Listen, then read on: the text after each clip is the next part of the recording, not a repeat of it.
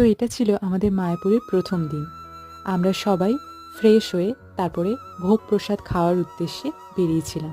আমরা ছিলাম যশোদা ভবনে, আর আমরা কুপন কেটেছিলাম গদা ভবনের ভোগের জন্য, কারণ ওখানের ভোগ প্রসাদ খুব ভালো হয়।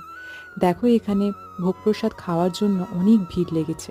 এখানে কিন্তু লাইন দিয়েই ভোগ প্রসাদ খেতে হয়।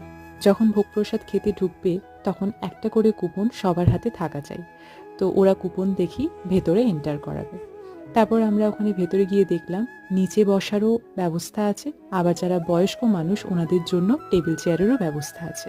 তো তারপরে দেখো ভাত, রুটি, ডাল, ফুলকপির তরকারি, আর পনিরের তরকারি, বাঁধাকপির একটা পকোড়া, আর পায়েসটা দুর্দান্ত ছিল, খুবই সুন্দর টেস্ট ছিল। আমার তো সব থেকে বেশি ভালো লেগেছে ওটা। তো তারপর আমরা সবাই একসাথে খেতে বসে গেলাম। আর আরও যদি ভিডিও তোমরা দেখতে চাও তাহলে আমার চ্যানেলটাকে সাবস্ক্রাইব